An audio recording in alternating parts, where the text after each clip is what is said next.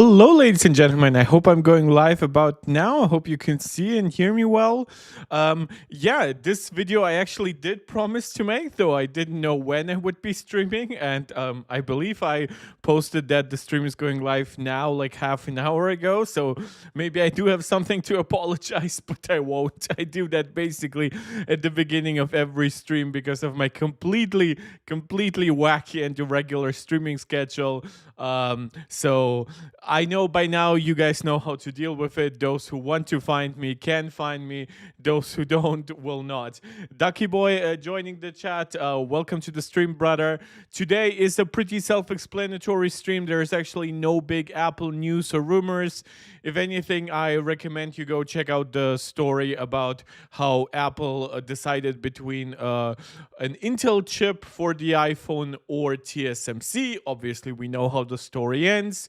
Not only does Apple choose TSMC to make iPhone chips, but they eventually move away from Intel as a supplier of Mac chips as well, transitioning to what we now call Apple Silicon and the M series of processors. So pretty interesting stuff from the leader of TSMC. The founder, actually. So big reveal here. Again, nothing too shocking given that we know how it plays out, but if you want some Apple news for the day, go check that out. You can find it on basically every website that's covering tech, because Apple is Apple, but Apple gets covered by everyone. And don't forget, Apple is releasing their quarterly earnings today. So if you are interested in like the stock market, we covered stuff like Nvidia in the last few streams. So just wanted to give that a shout out. So there is some Apple stuff today, but we are not focusing on that. We are focusing on Apple's biggest competitor, which is Samsung.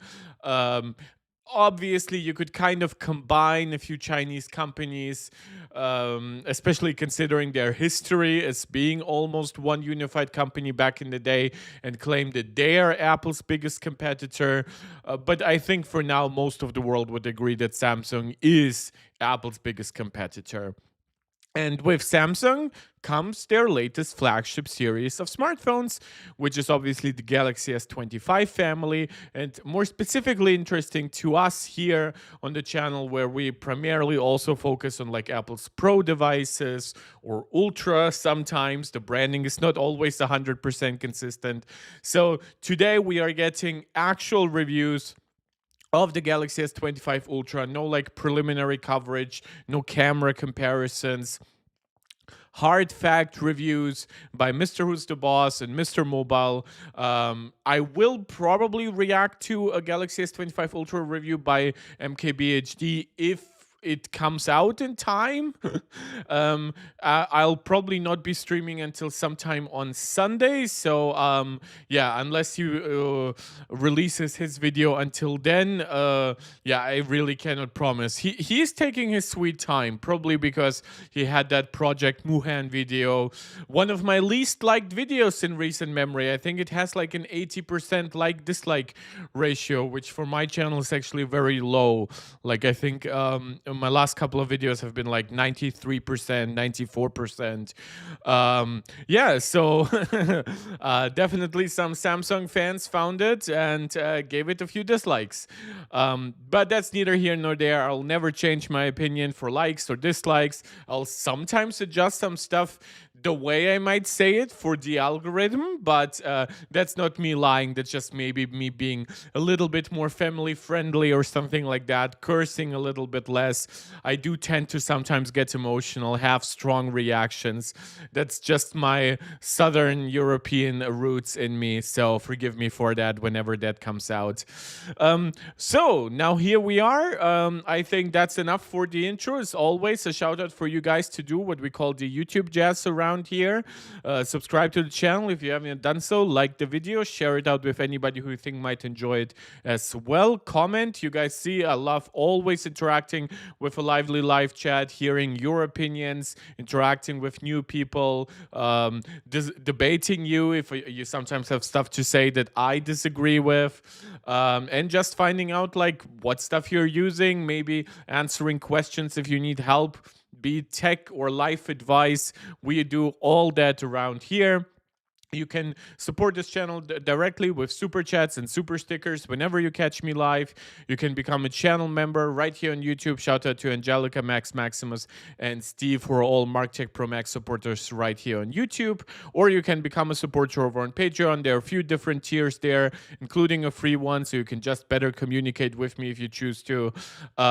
So however you want to support us, us being me, that's all very welcome. Thank you guys for joining. And without further ado, let's get started with the review by Mrwhosetheboss, followed by the one from MrMobile. So all the Misters, I guess, are coming together today. And as always, let me know if the audio and video is working all right. You guys know how paranoid I can be about that. And sometimes my internet acts up. I just tested the speed before I went live.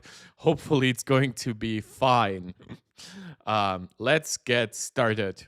The Galaxy S25 Ultra is the most enticing phone that Samsung has ever made. The thing is addictively I already disagree. I think, like, yes, is it technically the best phone from Samsung? Yes, but then so is the iPhone 16 Pro Max the best iPhone ever made? I do not think that either phone is, by the time it releases, right? Because that's where you have to judge it. Like, what is the competition? What is the overall tech landscape? That's how you judge which one is the most attractive for its time, not in general. Because, yeah, of course, in 2025, I would choose the Galaxy S25 Ultra, but yeah, that's well, even though in some points, for example, like the S Pen, then I would choose the S24. But yeah, which iPhone was probably the most attractive for its day?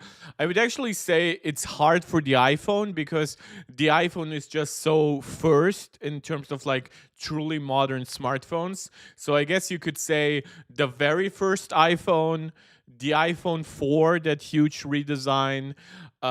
Then probably in sales numbers, we are talking stuff like iPhone 6 Plus.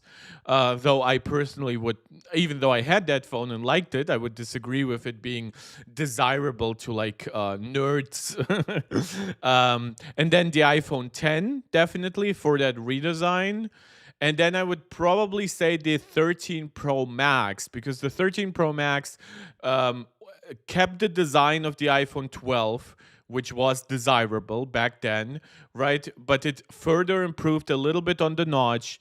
It had a noticeable improvement for the cameras, a big bump in battery life, and it was the first iPhone to introduce ProMotion. Yeah, he says it's just for the intro. Yeah, I know. I actually pre-watched today. So today, no big surprises for me, like during the camera review. But I am actually trying to respond to individual points. I'm not attacking him for this specific statement. Sometimes I will. Sometimes I do believe that you can be a little bit too hyperbolic with that stuff, a little bit too, like, artistic. But yeah, I do not. I do not like dislike him for saying this. Ducky boy, you would say iPhone 1, iPhone 4, iPhone 6, iPhone 10, iPhone 13, and 15. Yes, I actually entirely agree. Maybe you could argue like between those then, but I do believe that each and every one serves its purpose. It's like a distinct point in iPhone history. Even though you could argue that, of course, the iPhone 5 was a huge redesign, but the iPhone 5 just pales in newness versus the iPhone 4, right? Retina display, that redesign, that first truly usable camera with 5 megapixels. So, yeah, I absolutely agree. Good list. delightful to use. I'd say Oh, and with Samsung, I wanted to say that. With Samsung, I would argue the Galaxy S2 for a noticeable improvement in just smoothness over the first one. Then I would argue the Galaxy S6 for the redesign. Not the redesign, but it's not such a huge redesign, but it was a more modern design. Then, of course, the Galaxy S8, which then was very much eclipsed by the iPhone 10 the same year later. And then then it's really hard, because then you have to choose sort of between the S series and the Note series. And more often than not, I would say that the Note phones, even though they had sometimes some downsides, they were more desirable, I would argue, overall. Like, I remember back in like the Note 4, Note 5 days, I really, like, I was saying, like, if I was gonna buy like a secondary phone, it would most likely be a Note, for the battery life, right? As at that point it was still bigger than the bigger S devices, the S Pen, obviously, but also just like the iPhones back in the day were just positively tiny in comparison. Ducky, I would also say the first Note and the S7 Edge. I gotcha. I gotcha.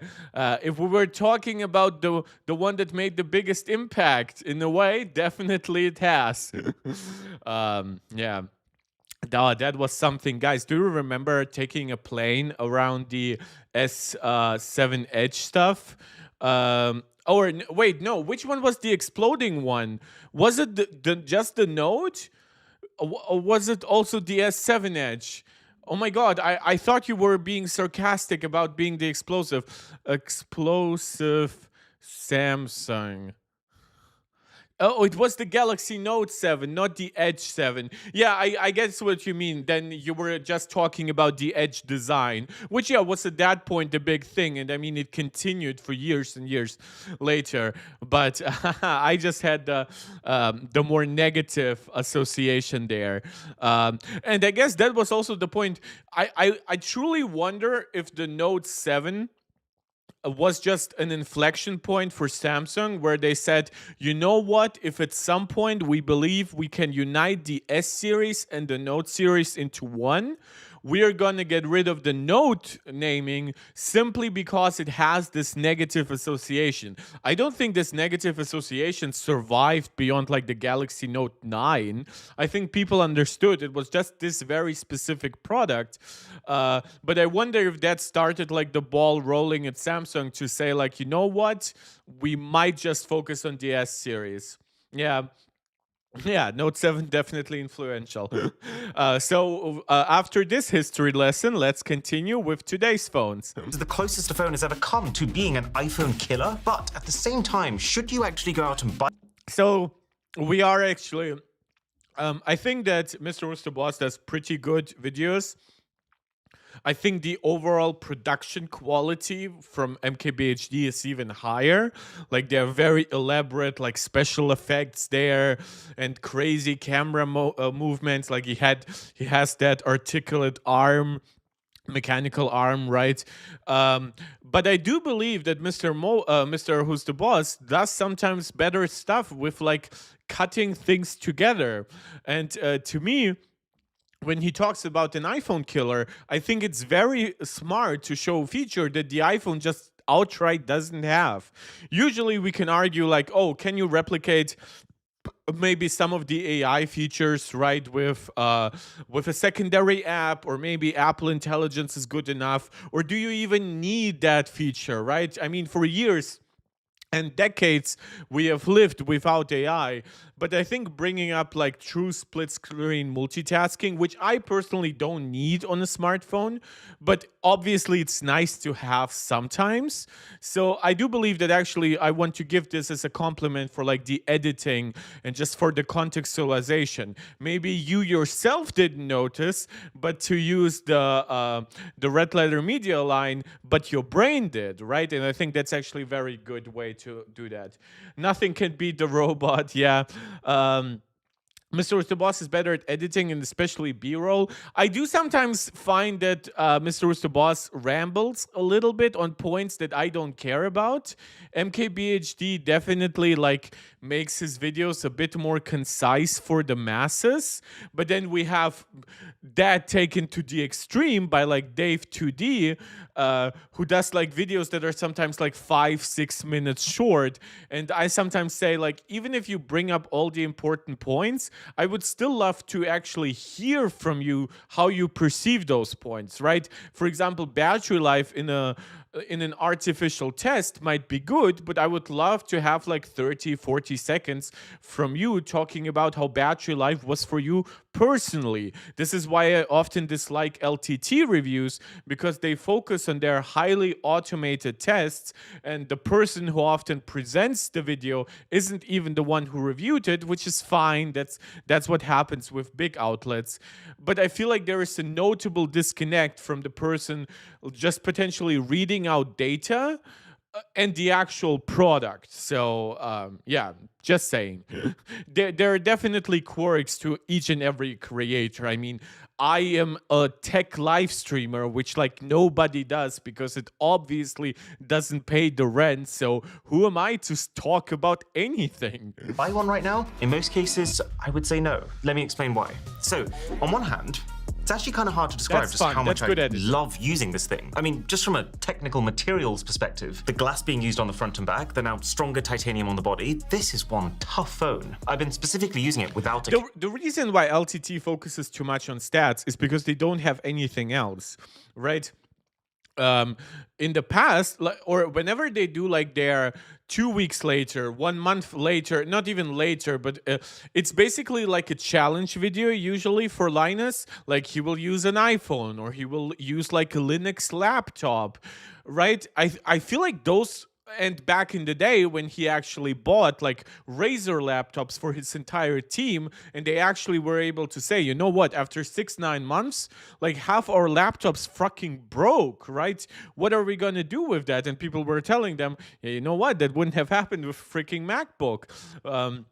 Which was actually comparably priced at that point. But nowadays, LTT has just become so big, right? Those like, oh, I used an iPhone for a month, like that's 1 in a 100 video for LTT. The rest is like very mechanical, very automated. I mean, literally, they pride themselves that they build their LTT lab around automated processes. So it's not like I'm shitting on them from nothing.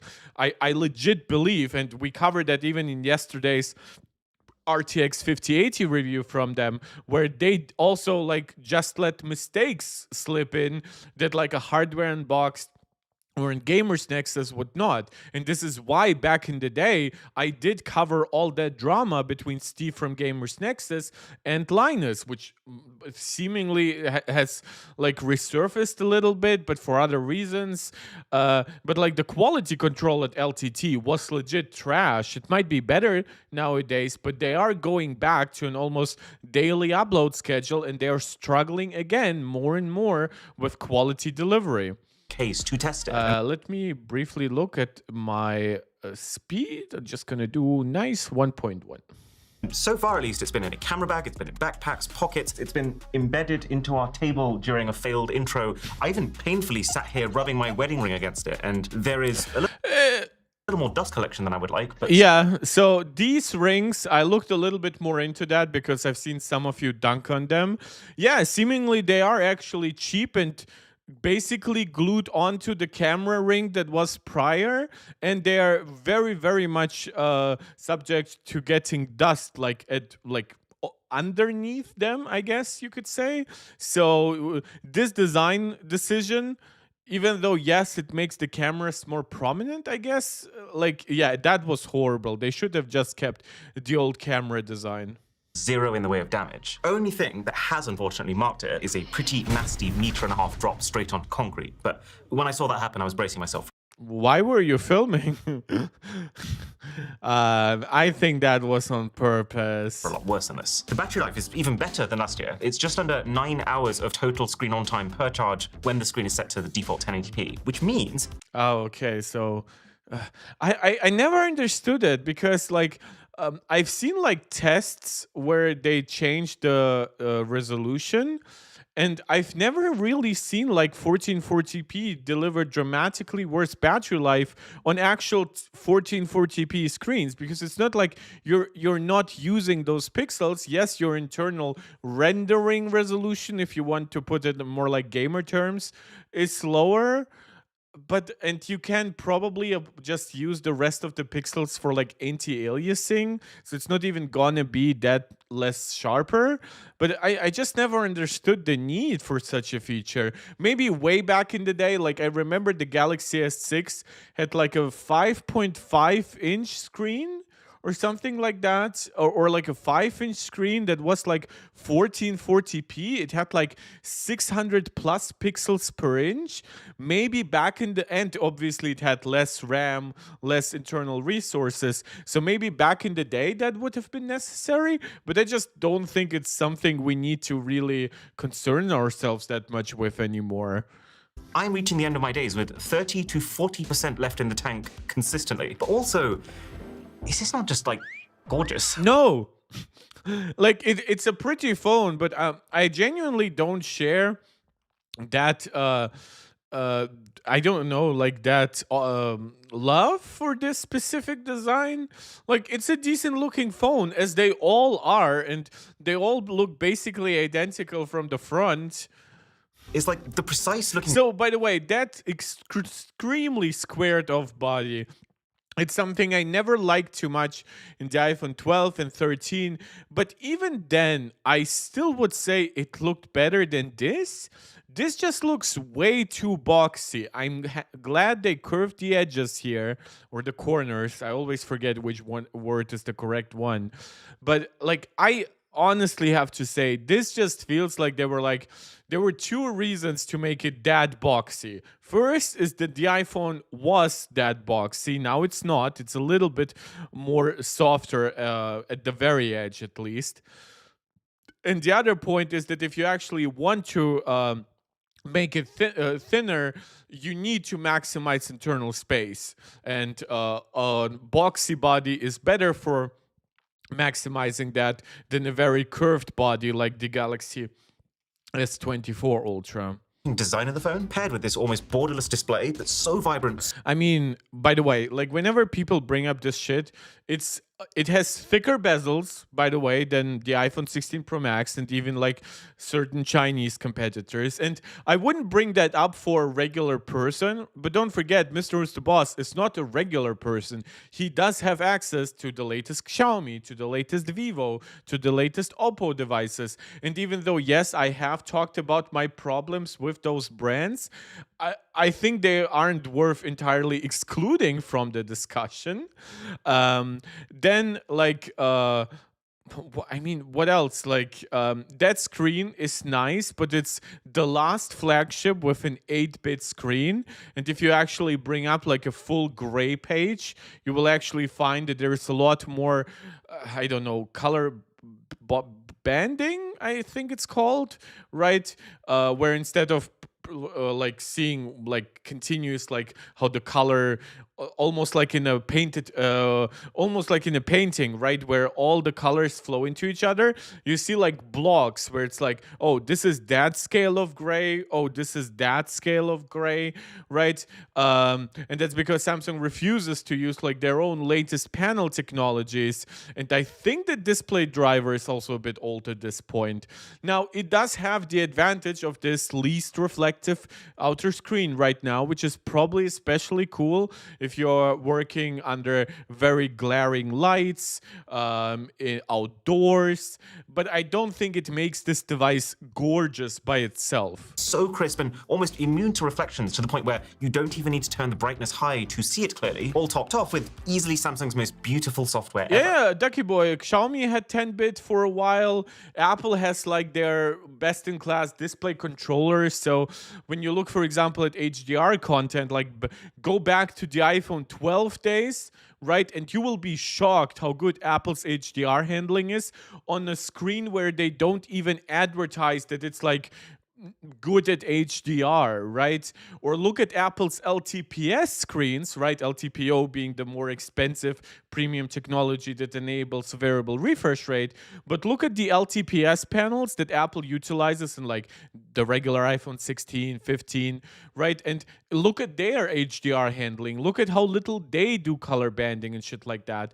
So it's not even always about like, is it 8-bit? Is it 10-bit? It's about specific things like the display controller, how it's integrated into the software. And unfortunately, Samsung just doesn't have the advantage of Apple. Apple sometimes can go cheap on certain components. Notoriously, one of those things historically has been the amount of RAM. Like the iPhone 6 Plus had 1 gig of RAM. That was a 1080p 5.5-inch screen back in the day, right? At the time, the Galaxy Notes of that time were hitting 4 gigabytes. That was a huge difference. But Apple was able to sort of get away with it because iOS was under their control. The optimization level difference between third-party apps on iOS and Android was like worlds apart, right? So Samsung cannot afford to cheap out sometimes in the same way Apple can, nor should they, because Apple by themselves at least has kind of the downside, like, oh, they have to go to somebody to get a screen. Samsung, even though technically Samsung Display and Samsung Mobile are different companies, you cannot tell me that it's difficult for Samsung to just roll along at Samsung Display and get like an M14 panel there, or even just the best M13 they can get. It's really disappointing. Actually, I'll tell you how you know that Samsung has hit the nail on the head with this One UI 7 Android skin. I was missing the nail there. I thought he was going to hit it. Drisha, wife and lifetime iPhone user, picked this phone up for the first time, rolled it around in her hands, scrolled for 5 minutes. She looked at me and she said, "You know what? I actually like this." She has... Yeah, I mean, they stole so much from the iPhone across One UI 7, the general look and feel of the product. Of course, the lifelong iPhone user would feel comfortable. And by the way, I always say that I love me a good wife guy. Like the way he looks at her. I don't know if he looks that lovingly at her at the Galaxy, which would be a bit concerning, but I do hope he looks at her. A beautiful, nice woman. Wish them all the best. But it's just funny, like the way he looks like so in love. Like all the best to them, man. Has never said that before to me in the 5 years that we've been together. But... Oh, I missed that joke when I originally watched it. I think I was like gone for 30 seconds for something. That's a really funny joke. Respect. I can kind of see why she said it here. It feels like this software is specifically designed to feel familiar to an iPhone user. Yeah. The icons and widgets are now more in line than ever. The multitasking page is now practically identical. The way that you can now swipe down from the right to... And I've said it in my previous videos. All of that is bad. Like recreating a level of familiarity is fine. I'm absolutely okay with that. But by the way, this is a horrible control center organization. You could actually make this look way more like this if you like extended a few of those circular icons into like rounded rectangles.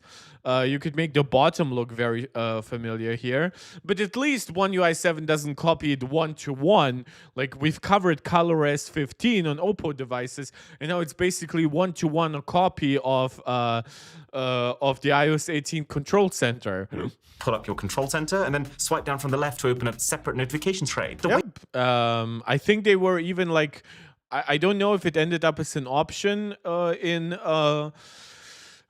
settings. I know they were playing around with the option in the betas about like whether they would always stay disconnected, right? So you would always have to swipe from that part, or they would technically be interconnected. So whichever one you opened, you could then switch at least left and right and invoke one or the other. Way that you customize your locks. Yeah, even here, by the way, like I'm not sure if the iPhone screen is just brighter, but it looks more vibrant here. So yes, while I know Samsung does have the edge in reflectivity, it's just an anti-reflectivity, I guess you want to say, but it's just not big enough. The iPhone gets 400 nits brighter. Let me actually check. I always promise you guys that, but I can never fulfill that promise because Samsung, because it's just not there yet. But GSM Arena, because that's the review I'm kind of most looking at. Yeah, they do not yet have too much data on the S25 Ultra. So I'm really looking to like their brightness tests and things like that. But yeah, given that it's keeping basically the exact same panel as the S24 Ultra, I mean, we can look at that, right? The S24 Ultra got up to 1400 nits, I believe. Display battery life. Yeah, it's 1447. The iPhone 1800. So just making sure that it's not always just like put into the ether of like, oh, this anti-reflective screen and stuff like that. Yes, but there are both downsides and upsides here. And yes, while you can let this screen be a lot darker than the iPhone because of the low reflectivity, the iPhone screen is also more efficient because it's a newer generation of OLED. So it might realistically still create the same end result.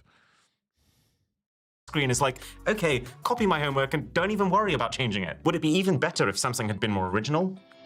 Maybe. No, it definitely would have been. It would have been better for all of us. Does originality always mean you cannot be inspired by anything else? No, but you need to iterate at least a bit on it. And granted, One UI 7 does that. Not as much as I would like to, but still way more than something like the latest ColorOS. So yeah, it is what it is, man. But here's the thing. I actually think Samsung is pulling it off better than Apple. I love how... Go F yourself. No. Now when I'm browsing the settings, I can just type approximately what a setting might be, you know, in human language, and the phone... Yeah, I mean, I think that kind of search will come with iOS 18.4. Usually I never search for settings that are so obscure that I couldn't name them, but okay. Understands what I'm looking for. This used to be such a pain before, because you need to remember exactly what the phone labels each specific setting as if you want to find it. The Samsung photo gallery feels way more intuitive than Apple. What? What? I used like Samsung Gallery like 3 weeks ago. That's definitely not true. Jesus, people are so butthurt about the iOS 18 redesign. They just refuse to learn one or two new things. Apple's, who's honestly just massacred their Photos app in iOS 18. And it's also way more intelligent. Like when I'm searching for past pictures, it is spot on. It understands the assignment every time. People always talk about maximum brightness. Oh dear God. But I really like how dim the minimum brightness on this gets. It's less The iPhone 16 Pro Max gets down to 1 nit. It literally is almost impossible for the human eye to even work with such extreme low brightness. On your eyes just before bed. And the thing is just so fast. You know, the iPhone always has this implicit reputation as the smooth one, the one that does animations right. Well, I don't actually think that's the case anymore. This Samsung feels blazing fast. That's a faster scrolling speed. Faster scrolling speed is not the same as smoothness. Jesus Christ. Like, you know those things. You review phones. You know that scrolling faster through a website or through the Instagram Reels does not make something smoother. Oh, God. To each animation being both very smooth, like the iPhone, while also being tuned to be quicker than Apple's. It gives the phone this feeling of instantaneousness that actually makes the iPhone feel slow by comparison. That's not how that works. So why on earth would I not recommend that you run out and you buy this thing right now? Okay, there's a few reasons. In this moment, you can get a Galaxy S24 Ultra, brand spanking. But the iPhone needs to get a better PWM dimming. The iPhone's PWM dimming is better than Samsung's. Look up the specs. Samsung has like the worst PWM dimming.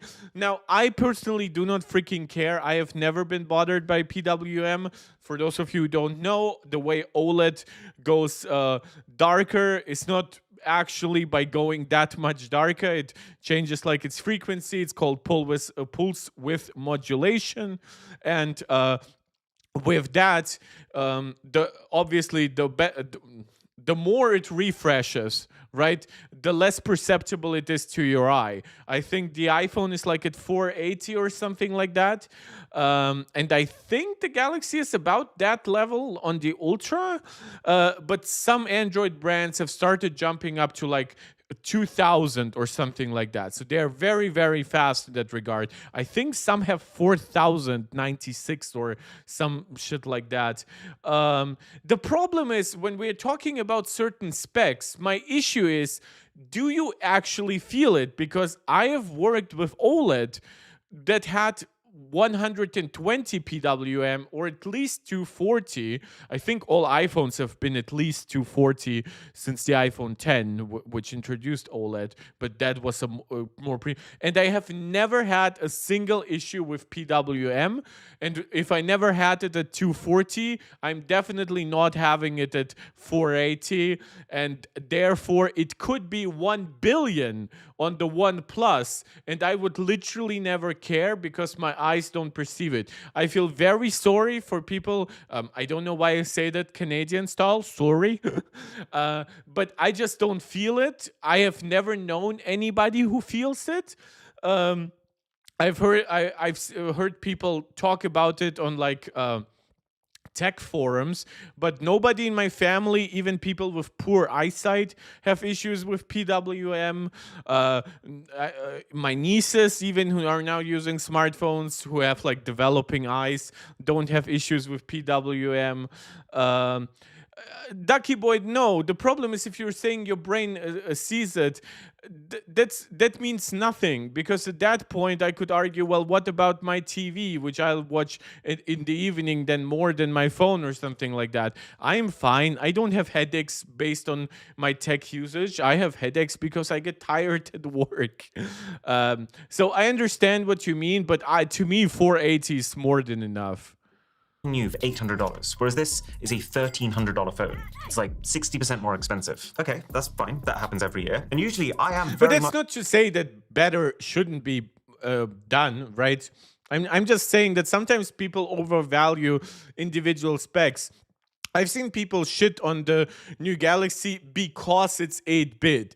And I'm telling people, no, 8-bit is still fine by itself, but clearly the implementation here, whether it's through how One UI processes colors and, or if the display control is maybe a bit too outdated, that's where the issues come from. Don't try to always isolate one individual spec and blame everything on that. much on the side of just as having a very fast chip and even combine that with very fast memory and very fast storage and everything else is not a guarantee that your device will actually be smoother. This is why I never shit on Pixels for like the tensors just being slow. If Google optimized around the slow tensor chips, right? Well, maybe I would shit on them for poor gaming performance, but that's neither here nor there, right? But the problem is that the tensors were so slow and then actually not so well optimized that even though they ran very smoothly out of the box, after 2 or 3 months, after you have some background processes accumulated, maybe just a lot of data cached always on your system, right? Your photo library is bigger, your browser has like a lot of tabs open, and suddenly it becomes a mess. Not just a slow mess, but a hot mess, a mess with a slow battery, with a low battery life, with sometimes even like system crashes or at least app crashes if we go back to like the Pixel 3 and 4. So that is why I criticize the use of tensor chips. Well, nowadays it's tensor. Before that, there were other issues with Google. But I criticize the end result. And yes, I will use the chip as basically as like a quick hand to explain why it's slow. But technically, if you look back, like, would the A7 chip be slow for just like scrolling through a website in Safari? No, it wouldn't, but it would be a very slow chip and it wouldn't work too well with very large, high-resolution screens, higher refresh rates, right? So always look at things in context. That's what I'm trying to say. We use our phones so much, why not just buy the latest one if you can afford it? But this is one of the first cases where I'm still not convinced. First of all, I feel like I've made it pretty clear just how much I love Samsung's new Android skin, but you should be getting practically the full One UI 7 feature set on the S24 Ultra too. This new phone is Yeah, that's also the benefit. Like, they did talk about some of the AI features running on device, but they didn't point out that it's specifically only on the A to Elite. So I'm just wondering if maybe some features might actually run on like the 8 Elite, but not on the 8 Gen 3.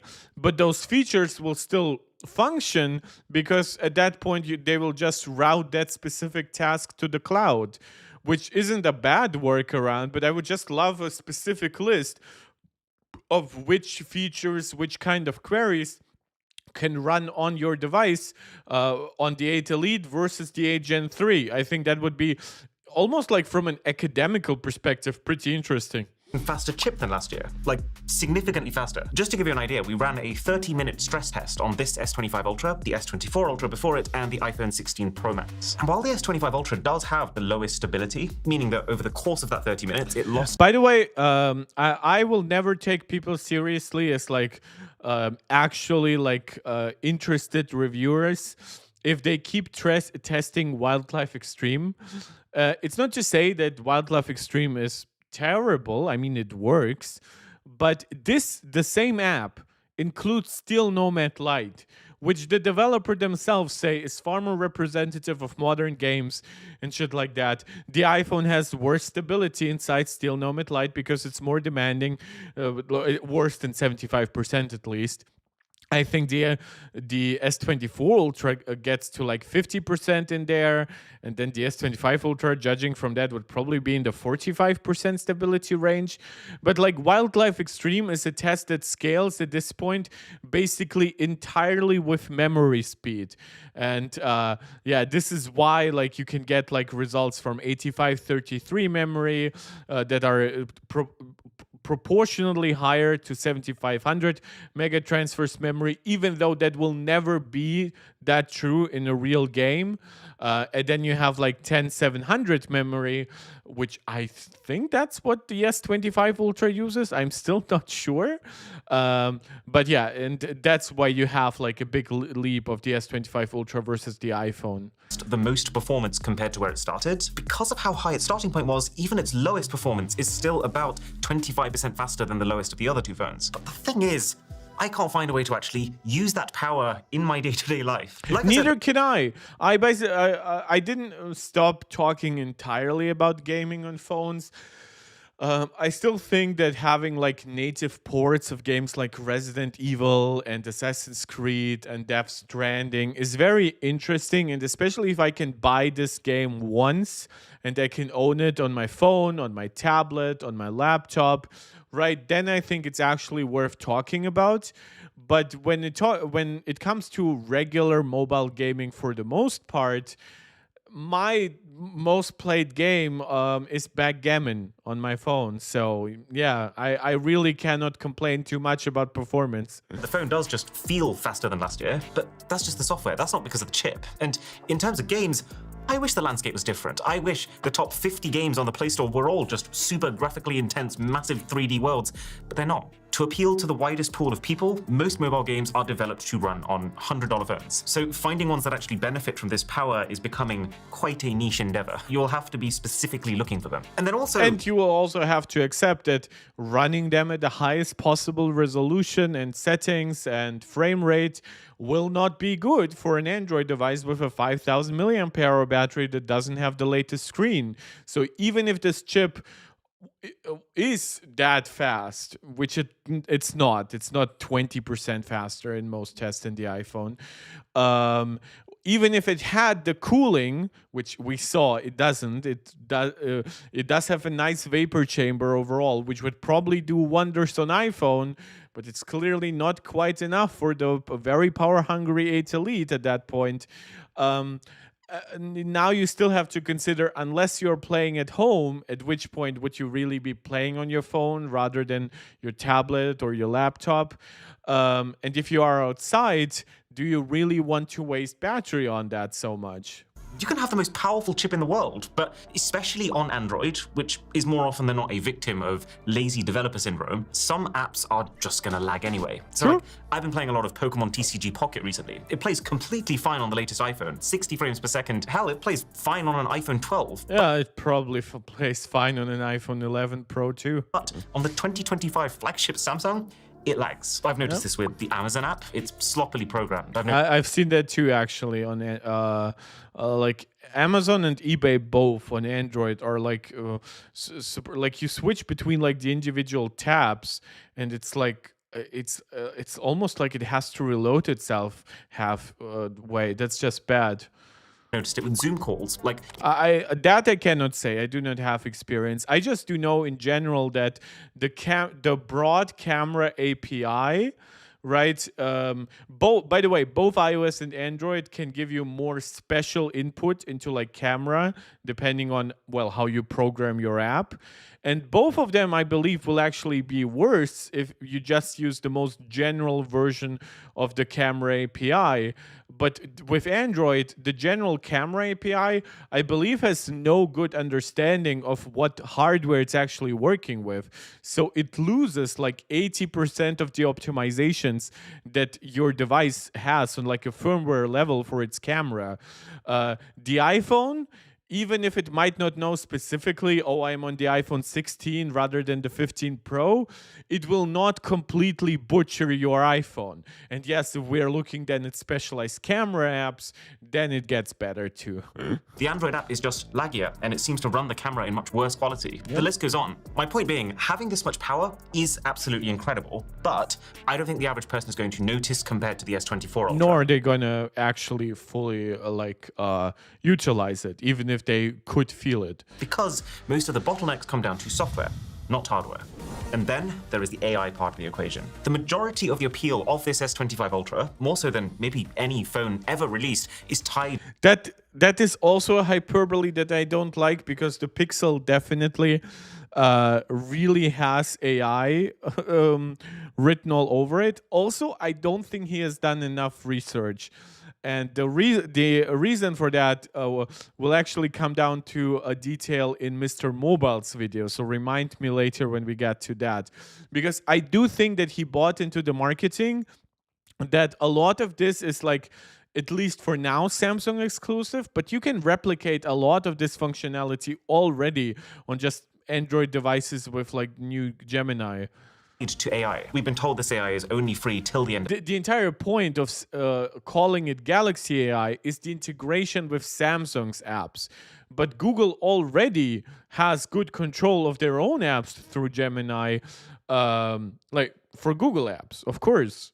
2025, but we still have no idea how much the AI is going to cost. Now, I will say, some of these new AI features are amazing, like AI Select, game changer. You know when someone sends you a whole paragraph and you just want to copy one sentence from that paragraph, this solves it. Or the ability to quickly screen grab something in a chat to resurface it to the top. So incredible that I have mapped my AI Select to come up when I double tap the side button. Hold to activate Gemini feels like a real step up from Google Assistant. They finally figured out how to get Gemini to do all the basic stuff that the Assistant was good at. And so now the focus is just... By the way, with hold to Gemini and double tap to select, that basically means that he could really use something like an action button or a camera control on his device. Because if he values the camera as much as he often claims, by the way, we're looking at yet another review of an Android device or a device like Samsung's Project Muhan, where the reviewer is wearing an Apple Watch. It's just funny. In what ways can it go further? I think it still does need to go further. I mean, I really wish it could be a full phone assistant. You know, like, call me an Uber to the shops, find me a photo I took of Milo yesterday, open the new Captain America trailer on YouTube. It can't do any of those things right now from the home screen. But still, at least being able... Yeah, I agree it would be cool if it could do all of that, but I also worry about the world we would live in if obnoxious assholes would be non-stop talking to their phones.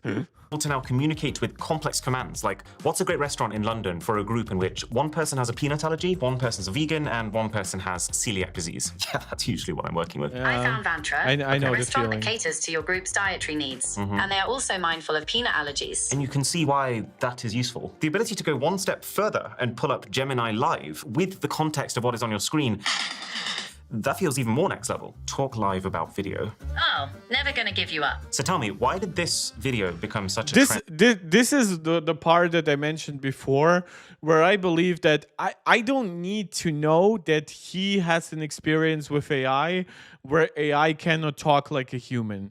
or where it cannot make like human conclusions of like why is that meme popular. How 90% of people couldn't explain you shit like that. That's just wasted airspace. Like It's called Rickrolling, and it's a classic internet meme. But why do you think this video is... By the way, why is the voice so much worse than what they showed?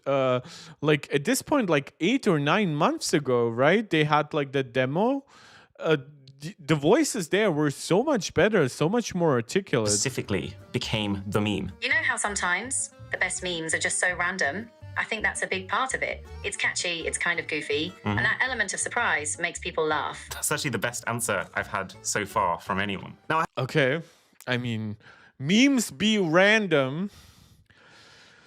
You really should be talking then to more intelligent people, my dude. I haven't quite figured out what exactly I'm going to do with this capability on a regular basis. I guess most of what I watch on YouTube is entertainment, which you'd rather Same.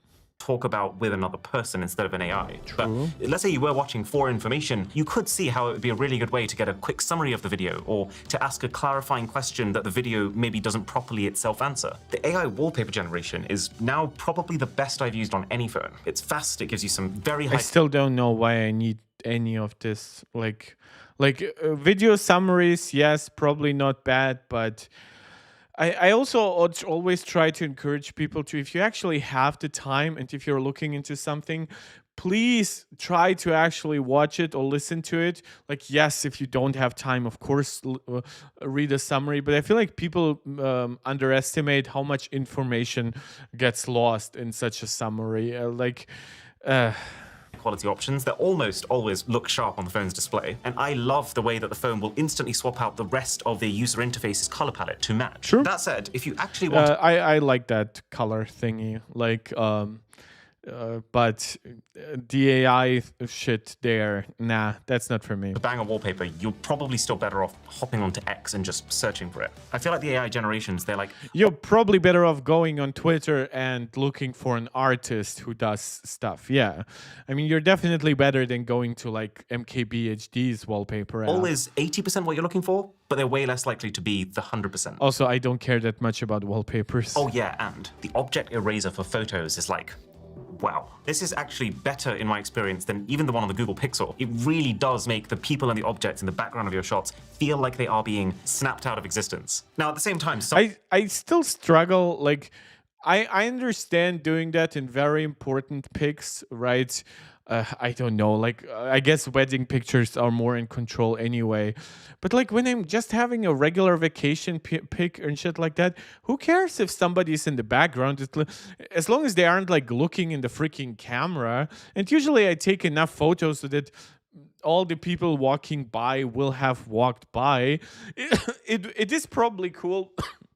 So that if you take one picture at a bridge, right, and you know people are walking by, maybe behind your subject, you know, oh my, they are not fully in focus, they're covering a small part of the screen.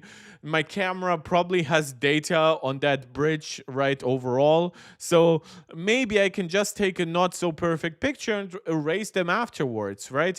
But I just feel like this intense focus on the erase feature is a little bit overblown. I feel like we're at such a high level of execution where just the regular person is already so satisfied, kind of oversatisfied, overfed with how much tech they have, like what all they can do, research, edit, shit like that we are now like grasping at straws at like individual features. And yeah, while those features are cool and they wouldn't want to miss them at this point, I feel like oh, this magic eraser feature, it's like it's so good on the S25 Ultra specifically. I'm like, yeah, but it's Gemini powered. Like at this point, do I care if the latest version comes out 2 weeks later on the Google Pixel or like 2 months later even on other Android devices? some of these AI features are not so good. Like all of these briefs that it keeps giving me on my lock screen. Yeah. My morning briefs are usually weather, and here's what's coming up later today on my Google Calendar. Yeah, I don't know if you guys remember, but like a lot of companies tried this shit in the day, but it wasn't like AI powered. Like HTC had like a feature like that, and I think Samsung had something like that for a while too. And technically, like Windows 11 with all their widgets tries to recommend you some more personal stuff for news and things like that, even before they got really deep into like AI based recommendations. But yeah, in earnest, most of us probably don't need that much more than weather and calendar, and everything else. Yeah, sometimes the phone might guess it correctly, but do I really want to go to an extra user interface and hope that maybe just something that subconsciously appeals to me rather than going directly to YouTube, my Photos app, the browser, and just looking at what's new and interesting?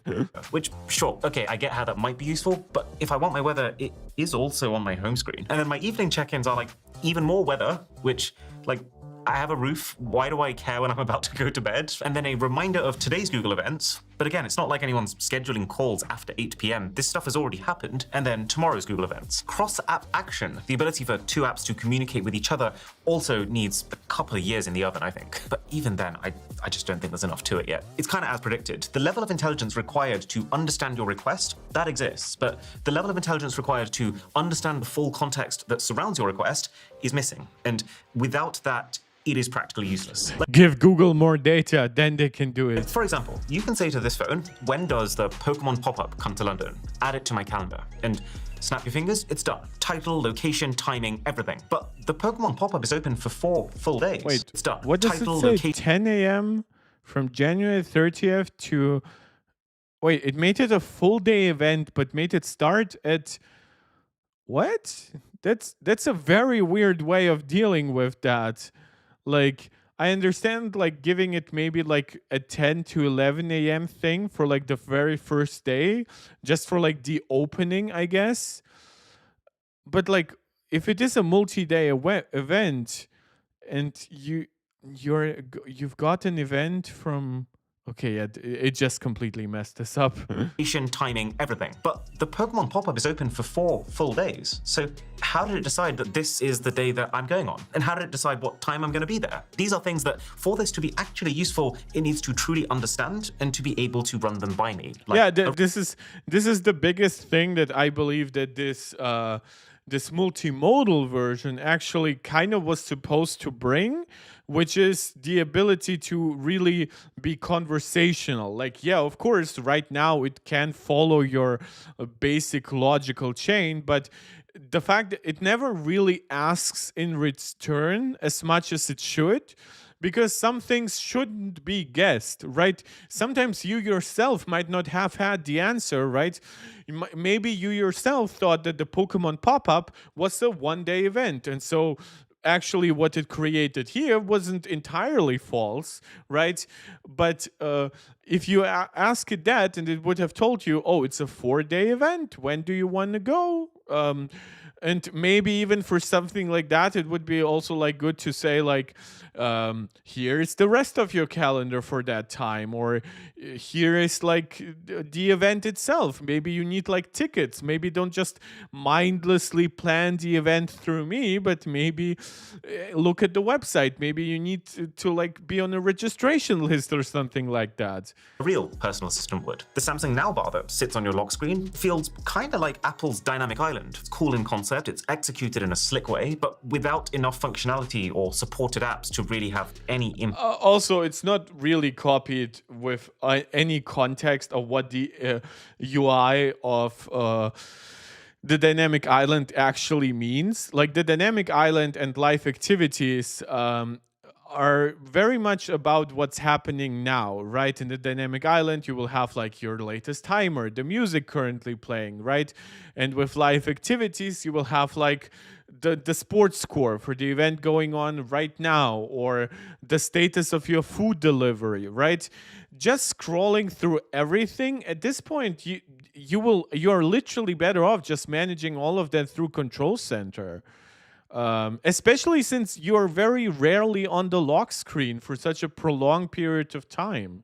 impact on the way that you use your phone. Like, it's got some very specific sports that if you're into it can serve you up notifications that show you current game progress. But again, this is also not an AI feature. It's I'm just a not a one massive UI sports guy. feature. This only starts to become useful to me at the point where it can understand what I'm interested in just generally. So let's say the fact that I open the Pokemon card app once per day. That's an interest. And then it can ping me when a new expansion goes live within that game. God, but I don't want that either. That's too freaking intrusive and way too creepy.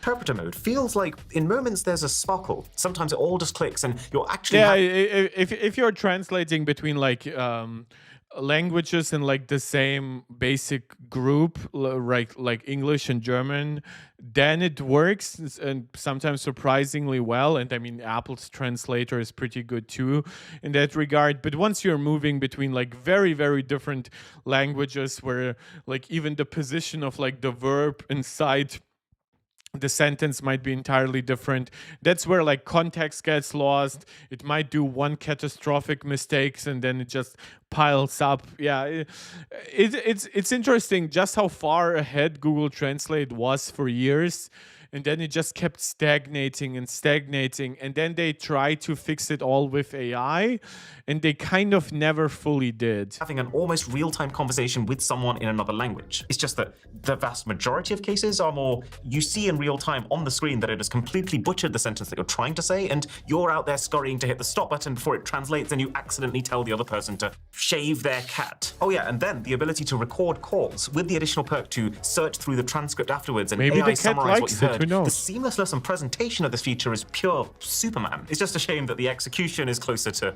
the Joker. The phone just does not seem to... Yeah, and I also honestly just question, like, beyond certain business calls, how many regular people need to transcribe their freaking phone calls? Like, I never had any reason to do that. And I mean, for work, I wouldn't even be able to do that because of like confidentiality clauses. So yeah, I just have no idea. To understand what you're saying. And if it doesn't understand what's being said, it doesn't matter if you can search through it or AI summarize it. It's all gobbledygook. And separately, but while we are on the subject of dunking on this thing, Samsung did a little sneaky here. They have silently removed the Bluetooth functionality of the S Pen. So you can't use it anymore to... And Samsung actually clarified you cannot just pop a Bluetooth-enabled S Pen into the S25 Ultra, and there won't be like a S Pen that you can pop in, like a new version that is this size, but now still regains like Bluetooth and shit like that. No, you just have to deal with this one. You control your music using air gestures or your camera shutter. Can't say I ever really... He really likes Pokemon. I'm surprised by how much stuff in this video is Pokemon. Did much of either of those, but it's still not a good look to see some things moving backwards like this. Anyway, my main point was that yes, there are still some actually new, actually great AI features here. It's just that with every single one of them, you have to put 3 pretty large asterisks next to them. Like A, some of these features, like circle to search and cross-app action, really they're Google features, so other phones will get them too. B, a lot of the stuff will also be coming to past Samsung phones via updates. And yeah, and because they're software features. They're not like, I know technically everything is a software feature, but like the hardware here is not good enough to run all of this on device. I mean, and that's completely forgivable. For some of that stuff, you just need internet access, so why not run everything through the cloud at that point, except for the actual voice recognition, which I do believe would be fastest on device. Biggest thing, if all of these features are so central to this S25 Ultra, then how on earth do we still have absolutely no idea how much they're going to cost us? I'll tell you why. Samsung is in a very precarious position here. They were very quick to want to take the crown for being the first company to have AI. They very much do not want to be the first company to talk about the downside that comes. And which is fun, because they might end up being that, because there are 2 main competitors here. For one, Apple is running as much as they can on device. Tim Cook himself said that they don't really have any like foreseeable plans to charge for AI. Google, even though they definitely could use that money, now they do make more than enough money, but specifically if they want to make their AI business pay off. But they are so profitable as a company by themselves, like 20 billions per quarter or something like that. They like legit could burn money, especially if it's just for like the Pixel. Like with Samsung, I assume Samsung pays them something for that access to the latest Google Gemini, right? So it will be up to companies like Samsung to finally say, look, either we stop implementing the latest version by ourselves, you would have to do it just through like the Gemini app, and maybe you'd give Android owners some trials or whatever. But that obviously hits us because over the years we've made people get used to the fact that, oh, your latest Galaxy phone, it has at least 1 or maybe even 2 years of like a premium AI access. So yeah, I think it will be Samsung who at some point will just have to say, yeah, you gotta pay so and so much with that AI. Do you remember the launch of the Xbox One? The single launch that you could argue destroyed Xbox's entire console business. The company essentially told people how they were going to restrict the sharing of video games in this generation of consoles. How if I buy one game, that game becomes tied to my account and I can't give or even lend it to a friend. And by revealing their intentions first, Sony, their key rival, was able to see. Speaking of Xbox, I usually check Twitter while I'm on the go. Forza Horizon 5 is coming to PlayStation 5 this spring. So Microsoft has now completely and utterly given up on like Forza, Gears, and Halo were like the 3 mainstays on Xbox that for years were like, you know what, if we lose those, if we stop making those, then the Xbox console just dies. So yeah, now one of them is just coming to PlayStation, which is funny. They are porting the older Forza Horizon 5 and not the newer Motorsport, which yes, Motorsport would be directly competing with GT7, while Forza Horizon 5 is a more arcadey title. So that's actually funny to see. Yeah, so Xbox, bad stuff happening there. Good stuff happening for Microsoft. Microsoft just yesterday announced that they made $24 billion in a quarterly profit, net profit. So Microsoft is absolutely fine. Xbox as a software thing is absolutely fine, but they just completely gave up on the console. That everyone responded absolutely terribly to that decision, to realize that no one wanted anything to do with this new Xbox because of it, and then all Sony had to do was to step in and tell people that to share discs on the PlayStation, you just had to hand it from. And I think that Apple will keep that game. I don't think they will have a wow moment in the same way that Sony did here, but I think if Apple just comes first with iOS 18.4, right, which iOS 18.4 could launch like early next week for all we know, right, and then they launch that, then they show the improvements to AI in iOS 19.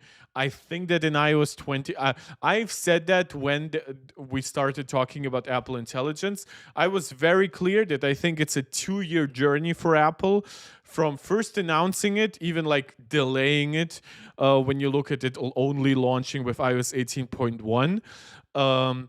And I think that the refinements, but also specifically listening to what people actually want from AI, I think that's a 2-year journey, similar to how the original Apple Watch had a few very good ideas for communication, for fitness.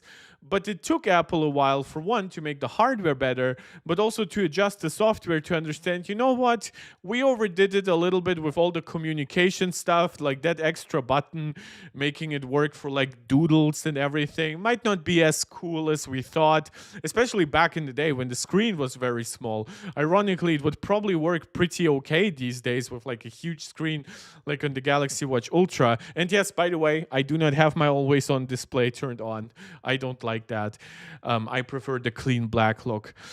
Yeah, and I think that with Apple Intelligence, it will be similar. For one, we'll get better hardware, both inside the iPhones, but in private cloud compute that can actually run all that in Apple Intelligence better. But I think that Apple will also, well, the software by itself will get better. We'll get newer large language models behind them for features, for example, like cleanup. I do believe that they will get better by themselves with every iOS version. But then Apple will also know which features to focus on at all and which ones to maybe drop relatively quickly. From one person to the next. In one fell swoop, the console war was practically over. And that is the exact situation that Samsung is trying to avoid here. Let's be honest, every one of these companies wants to charge you for AI. But if Samsung goes first, then it leaves the floor open for other companies to either come in and charge way less than Samsung to steal their thunder, or even just straight up troll the company by keeping theirs free for another year. So I'm convinced that Samsung is waiting for someone else to say something, but still, these guys withholding this information is very much putting their business in front of their users. At this point, less than a year before they're saying that you're about to be charged, they should be making it very clear how much. And of course, well, people have said that about like the satellite emergency stuff, but I maintain that Apple should never charge a flat fee for the satellite emergency services, and instead they should charge you on a per use basis. Obviously, I would love for it to be free forever, but maybe at some point Apple just stops contracting this company. Maybe there will be more competition in place. Maybe a lot more satellite stuff will be managed by like the traditional carriers and whatever, right? But I do believe that every iPhone, as long as your government allows it, should be capable to connect to satellite emergency services. And no matter how much money you have on the bank or not, to leave an SMS or like your GPS location or call into some kind of special emergency hotline to say, I'm here, I'm lost, I'm having a medical emergency, stuff like that, right? And I do believe that it should never cost you like to access that. Maybe afterwards, sure, but like you should never click the button to satellite emergency services while sitting in some ditch, right? And barely moving your cold fingers maybe, and then your phone tells you, well, your subscription service for it ran out because Apple's like global star contract is no longer up to date. I don't think that should ever happen. Then we've got the cameras. And I'd actually go as far as to say that there are large improvements to the cameras this year. The S25 Ultra does take better zoom. So we talked about this. This is not actually better. This is drawn AI stuff.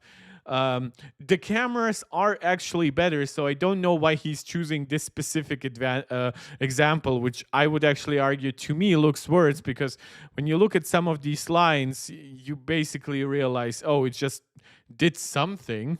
Photos than last year. It takes better ultra-wide shots. It's got better skin tones. Pretty much every single image taken on every single lens is sharper, and the videos look cleaner with less noise too. Not to mention that it now... But then again, this is darker. So it's not still a very pleasing video, is it? Shoots fast enough that I would go as far as to say Samsung's 5+ year battle with shutter lag, I'd say it's finally put to bed. I wouldn't say this is the best phone camera ever. I'd say the iPhone is a little ahead. The Vivo X200 Pro is quite a way ahead. My problem with the Vivo X200 Pro, I guess I get why people are saying that about like its big 200 megapixel 1x1.4 inch zoom sensor, but I really don't get it about any other camera it has. Like maybe by the time like the Vivo X200 Ultra and the Xiaomi 15 Ultra will be out, and they supposedly will have like 1x1.3 inch ultra wide sensors, and the Xiaomi will supposedly have a slightly larger than full 1-inch main sensor. Yeah, maybe by that point I would just put them by default over the iPhone in certain ways, but I've never seen these cameras shoot better like main camera pictures. And as much as I like playing around with zoom, as much as I sometimes use the ultra wide, to me nothing matters as much as the main camera. And I just feel like that this is like a reviewer talking point of people who don't actually end up using the Vivo themselves. They will like sing its praises, but then end up with the iPhone and the Samsung in their pocket by the end of the day anyway. But it's still top 5. Again though, to the point that I'm making, most of these improvements have happened without any change to the camera hardware from last year. So another one of the reasons that I'm suggesting you might want to wait this one out is to see if this camera can get so much better without changing the cameras, then is this again just software? And are they going to bring these improvements to their previous phones? I mean, I'd say there's at least a 50% chance that they don't. They might either decide that if we make our old phones better, no one's going to buy the new ones, or there's just a limit to how much they can improve the last ones because these improvements rest on the more intelligent AI core. Yeah, I mean, I am always careful with giving companies the benefit of the doubt. That being said, there are legitimate improvements to like the AI engine, the image signal processor that do sometimes warrant some features staying exclusive, even though yes, technically could they run on the older phone? Yes. But if they run noticeably slower, would people actually feel like they're getting an upgrade, or would they feel cheated? Of the new chipset. So, to bring this all together, if you're getting a new Android right now and all you want is just to buy the best phone there is, then this is absolutely one of the phones that you should be looking Okay, at. one There's of very the little phones. wrong with it, apart from some room for improvement with the camera and some wonky AI features. But And the downgraded S Pen, and the fact that like a lot of individual features like that should be by now standard in a $1,300 Samsung phone early 2025. Don't forget, even like the iPhone 16 Pro Max is technically a $1,200 product from like late mid 2024. So this product has both time and money kind of saying, oh, it should be more advanced, but it's not. Stuff like Qi 2 and a lot faster charging, a little bit more in line with like what Chinese competitors are offering.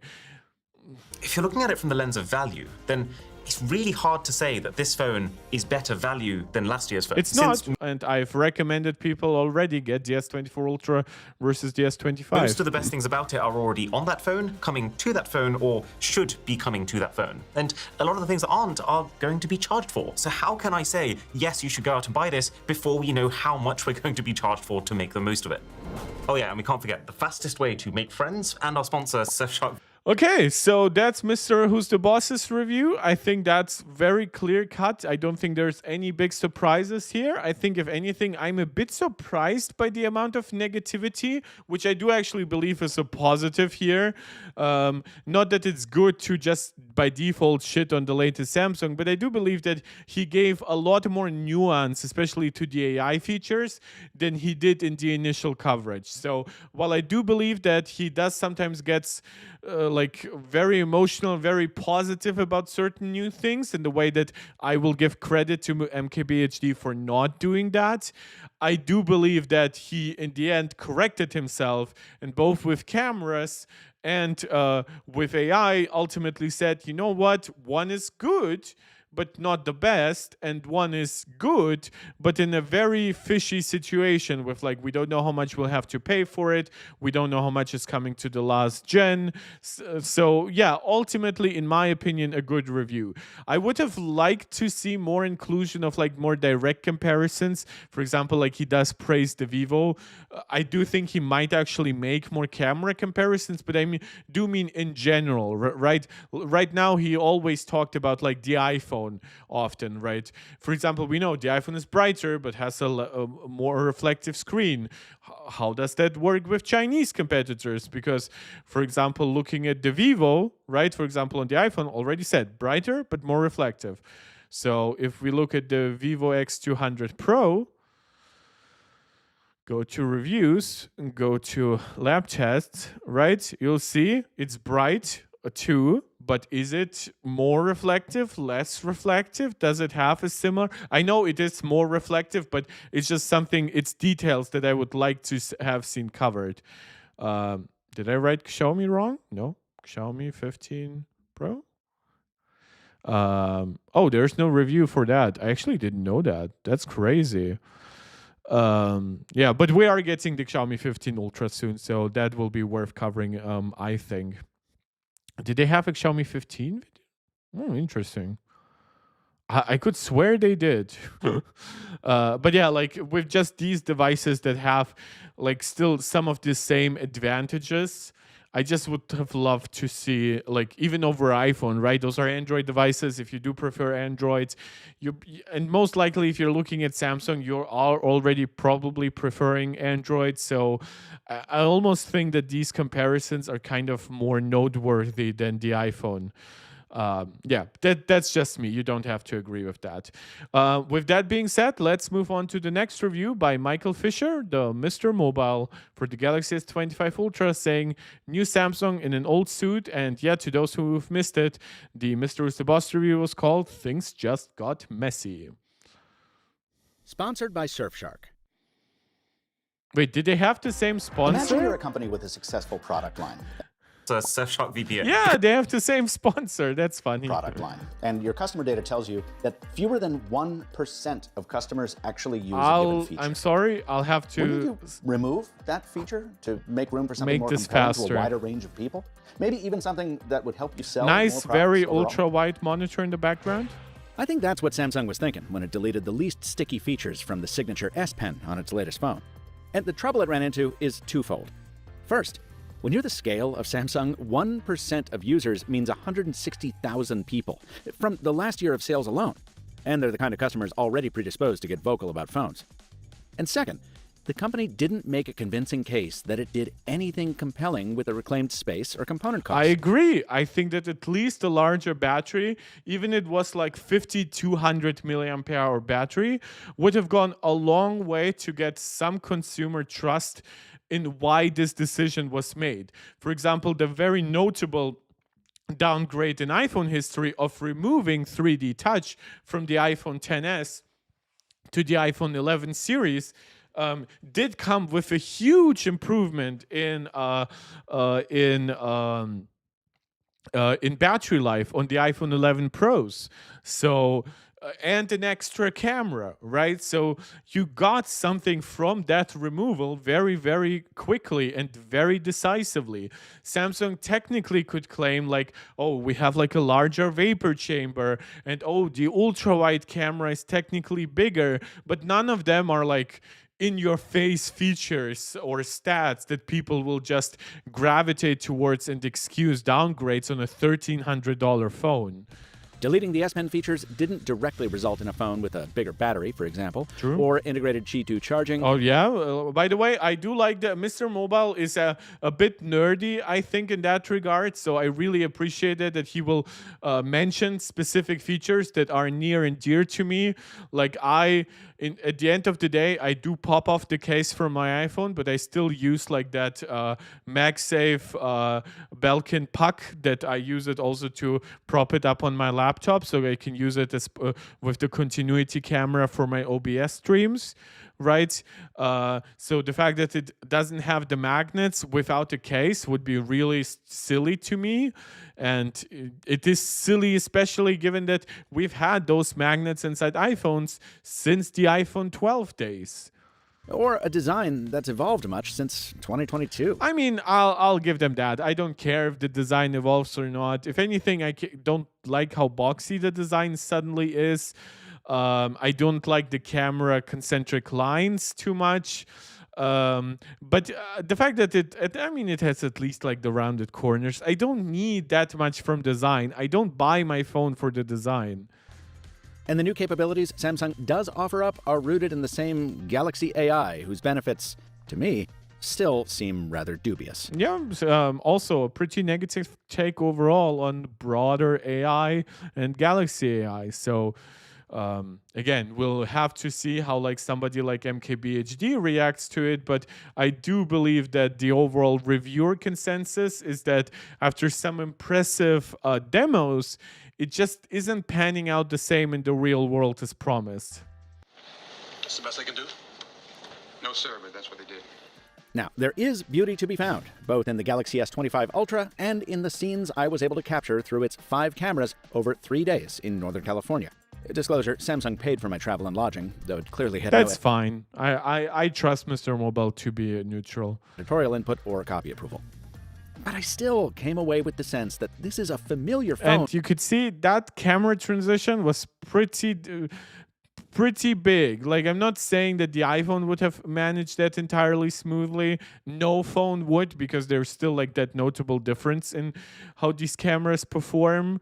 But that was still like pretty jarring. And yeah, these camera bumps, like, damn, they look so much worse than this. From a brand that's becoming quite unfamiliar. Well, I feel like that's unfair. You still can buy like the Galaxy Z Flip and Z Fold if you really want to. So it's not overall the brand. It's just that this specific product that is actually very successful, it's not designed to appeal anymore to just like that nerdy super enthusiast. It's basically Samsung's Pro phone. To me. Mostly that's due to Samsung's focus on the mainstream consumer, which almost always means falling into the trap of watering down any semblance of personality. I disagree with that.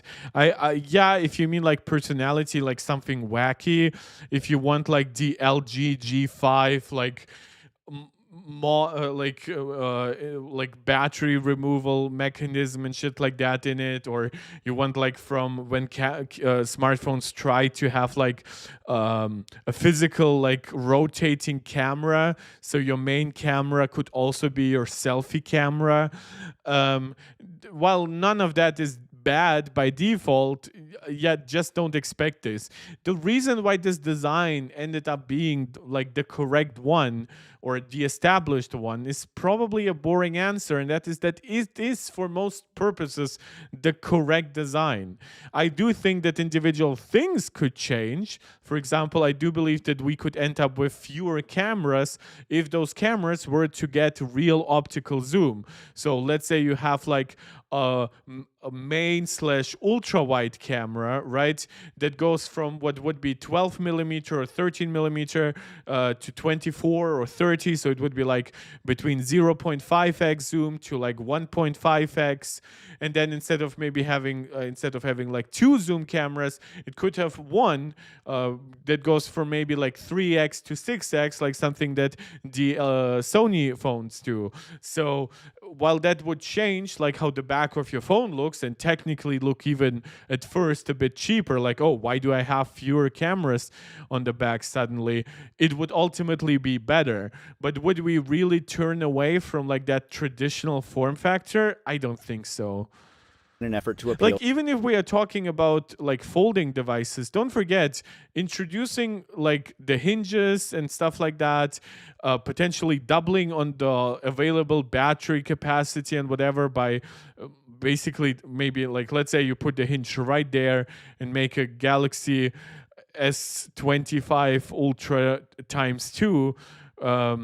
Now you end up with a device that is much more expensive to make too. So some people would still probably just gravitate towards like the $1,200-$1,300 phone rather than the $2,000 phone. And I don't know why, but I'm still experiencing hiccups. So yeah, my internet the last month has been terrible. To the taste of the lowest common denominator. And lest you think I'm beating up on Samsung unfairly, I'll point out that I've also asked Apple and Google executives where the heck all the fun design has gone in their latest phones. This is an industry-wide issue, and it's a big reason I continue to value brands like Nothing and Motorola for, actually trying new things. Phones can and should still be fun. The problem is none of this to me is fun. I feel like you almost have to convince yourself that this is fun. It's like, yeah, colors are fun, and the problem is, even as a child, right, you play with a toy, and yeah, it's technically more fun if that toy is like very colorful and vibrant, but you still value it for the toy functionality. Not primarily because of the colors. And if your phone around, like these Nothing phones, right, they have these glyphs or they have these colors, but the phone works entirely the same. So what is the fun aspect of having like a color accent on the back? That said, there are pragmatic benefits to Samsung's slight design tweaks for 25 Ultra, starting with ergonomics. These rounded corners may be more generic, but they are also positively more comfortable. I agree. Just ask those of us who actually sprouted. This is why I think if they actually also slightly rounded off the metal, which was the one redeeming feature of those very sharp edges, I do believe they would have had the best of both worlds. Yes, you lose a tiny bit of screen real estate, but I don't think anybody would be crying over that. Calluses from the corners on the prior model. Adding to the comfort is a 6% reduction in mass that's somehow actually noticeable. Yeah, we can perceive around 10% weight differences pretty easily, especially side by side. You probably wouldn't be able to, if you pick up a Galaxy S24 Ultra and then you put it down, and half an hour later you pick up the S25 Ultra, you probably wouldn't feel the difference too much. But yeah, hand versus hand, our brains are actually coordinated to roughly go by like 10% intervals. And the perennial slimmer bezels that give the screen 1 more tenth of an inch on the diagonal. Hey, every 10th of an inch counts, man. Insanely dull developments. Yeah. Nope. I think those are actually smart developments and the things I like most about this device. But the rationale is something I find interesting. Samsung tells me this slimming was done both to appeal to more non-male customers and also Okay, non-male customers is a fun way. I also assume it probably helps in countries where people are genuinely just a little bit smaller. Like the Asian market maybe was not as positive towards, which I mean, Asia is big too, and there are differences in size between like even like Thailand, Japan, China. But yeah, just in general, I mean, the average height there is smaller than it is in European countries, especially Northern European countries. So maybe that's part of the appeal too. Also, to make the phone more svelte, specifically when put into a case. A case you'll Which might be necessary now because you'll need it for Qi too. True. need if you want magnetic wireless charging. Samsung follows OnePlus in omitting the magnets from the phone itself to save weight and thickness. Don't ask how Apple does it, I guess. The only other thing to cover on the enclosure is the cover glass. It's Gorilla Armor 2, with 29% greater fracture resistance versus last year, so that plus the titanium frame should make for a durable device. Thanks to its partnership with Google, Samsung is ahead on AI, which is good considering how heavily this phone relies on AI to sell itself. And while yes, I remain intensely skeptical about this hype bubble, I have to admit that the demos were more convincing this year. My buddy Chris Velasco of The Washington Post is the last person you want to talk to your AI phone because he's so well versed in the art of the comic non sequitur.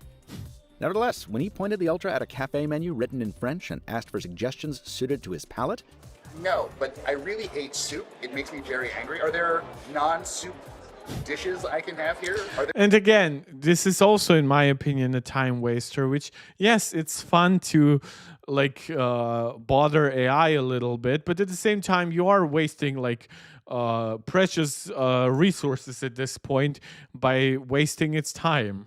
Are there soups? I don't know. Google Gemini hung in there. Just to be clear, there aren't any soups on the menu. But there are some other options besides the steak and prawns that would be low in carbs, like the steak or the grilled prawns. Yeah, this is where the AI definitely stopped following the rules of a regular conversation. Don't get the steak and the prawns. Have you considered the steak and the prawns? It's also now possible for apps to interact with each other to accomplish a compound task, something phone makers have been promising since the Palm Pre. True. Hey, can you find out when the next 5 Golden State Warriors home games are and add those as an event in my calendar?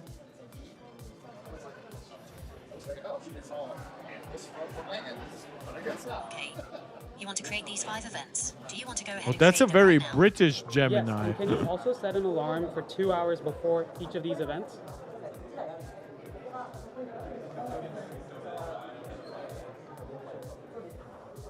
It's kind of fun to watch the hooks play. I created the alarms. There's also a nice feature called the Now Bar. No, not NYC's hottest club. It's a persistent control for music and background activities. When tapped, it brings you into a kind of briefing of the moment that's very thin at press time and hopefully gets fleshed out with more relevant this is why I info wanted to react to both of those here together, because I do believe I will actually end up pausing a lot less for this review, because it just picks up so many points that I actually think Mrwhosetheboss pointed out pretty well. He just does it in a slightly different way. There are some other disagreements or agreements that I might specifically with MrMobile Michael Fisher, but overall, I think both reviews together point a pretty good picture of how you should perceive the S25 from your Ultra. apps and services. At least what's Though I new will point about out it, that I right? It's always not like say its that about foundations are Samsung-specific crap. features, and rarely do developers show up in the numbers needed to truly flesh them out. Samsung has also taken a feature I use quite often, intelligent transcription of voice memos, and built it right into the dialer, so you can now record a phone call and have AI summarize it later. But even if you're bullish about AI, these features aren't reasons to buy this particular phone, because most of them aren't exclusive to it. Nick Sutrick over at Android Central used the same multi-extension prompts to execute commands across apps on the OnePlus 13, and I confirmed much of the same on the Razr Plus. Yeah, that's what I'm talking about, especially for stuff like that is very much like, oh, you can do that in Google Calendar, right? Like, yeah, maybe it is for now like Galaxy AI exclusive to make Gemini work together with their own calendar app. But if you are on Android, you should probably just use the Google apps. It would make it easier if you ever switch away from Samsung to like another Android brand or even to iOS. So while I don't want to say like, oh, ignore any other like calendar or reminder app, I mean, technically there are a lot of decent third-party solutions. But just going with Samsung, I feel like it just binds you to the ecosystem in a way that I don't feel like makes a lot of sense on Android. Like on iOS, at least I would argue, well, you are going for the full Apple experience, unless the iPhone is like your secondary phone or you really rely on always having your data on another product that is not from Apple, right? There are reasons to sometimes use like Google Calendar on iPhone or other calendar and reminder apps. But on Samsung's, I just would say use Google Calendar anyway and stuff like that, and Google Photos, right? And by the moment Google brings out new like AI features or new system features, they're way more likely to work well with those apps than Samsung's apps. Yes, thankfully, Samsung has kept their relationship with Google very close and has given pretty good updates in that regard, but you're still going best basically by relying on Google. Other tidbits from the demo area included an exploded view of the Ultra, showcasing the tiny main board, anchored by the requisite supercharged Snapdragon processor, cooled by a bigger vapor chamber. Which you can, by the way, see. It's still, like, granted, vapor chambers are designed to be thin, but if this phone was just as thick as it was before, like, that vapor chamber would be a lot more effective by being a little bit thicker. And the battery could just get like maybe 5 to 10% capacity increase, even without like switching to a stacked battery or a silicon carbide battery or something like that. And that, I think at that point, yeah, you might not get like your 6% weight loss or something like that, but you would be effectively at least improving certain specs over the previous generation. Specs. And a portrait zone, where I could experience the dubious delights of AI caricature. I will never use an avatar like this. No, not like this. I like oversimplified stuff. I found that for that very reason, I vastly prefer Genmoji over basically any other avatar generator right now. I definitely think that Apple's Image Playground is crap, right? Like, obviously, like the much larger language models that run in the cloud, that have all that access to Google Photos, yeah, they're way better, but I don't need that AI generated crap overall. Genmoji legit feels like I'm just combining a few different emojis, or I'm vaguely making an emoji that looks a little bit more like one of my already existing memojis. And I'm completely fine with that. Yeah, I don't need this sketch. Also, I feel like almost it's like, I know it's a tech company, but I feel like almost this is like an insult to, you know, there are people who like will sit at the pier, right? And a couple walks by, they're having a nice romantic evening at the beach, and the artist asks like, look guys, you are so pretty, you want me to draw you, it's like $20 or something like that, right? That's a real memory, that's a real person. It's a little bit funny of having to stand there so he can actually see you. Maybe you get a little cold by the time it gets a little dark, right? Maybe he draws you a little funny, maybe he was not as good as you thought, or maybe he has a peculiar style, right? That's a human memory, that's a human interaction. In a way, this just isn't. Am I so out of touch?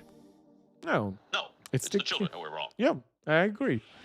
But by the way, it's not the children who are saying that. It's a 55-year-old multi-million-dollar executives who are pushing AI way more than any kid. One thing notably absent from the demos, the aforementioned S Pen, which has taken a big step back in capabilities to 2018. Oh, that was the year the Galaxy Note 9 dropped with a Bluetooth-enabled S Pen that could work as a remote shutter for the camera. True. And eventually, a gesture-based controller. I actually had the Galaxy S9, so yeah, that was when I really kept up. Like those really rounded corners. That was a very distinct look. I really disliked how it became more iPhone-y with the Galaxy S10. It's still obviously on the Plus models and whatever. It kept like these design elements, but I felt like the S8 and S9, without like any attempts at a notch or a cutout, I just thought they had a very distinct, very likable look. And yeah, that's why the S9 for a while was my secondary phone. Navigating the phone. Samsung says these days you can trigger the camera just as easily with the Galaxy Ring or Galaxy Watch, and fewer than 1% of its customers used the pen for this purpose. To be clear, the pen can still do all the fancy tricks that don't depend on Bluetooth. Hover previews, all those levels of pressure sensitivity, precision selection. This is not a sudden downgrade to like a Moto G stylus. But Samsung pulled off nothing short of magic by packing a gyro and capacitor and Bluetooth stack into a pen small enough to stuff into a phone. Imagine what it could have achieved if it continued to iterate on that audacious feat. Novel game controls, different input methods, more mobile art tools, you name it. Instead, the company made its $1,300 phone less noteworthy. True. And meanwhile, ancient annoyances persist. I've been begging for Samsung to make its hover scrolling feature work across more apps since the Galaxy Note 2.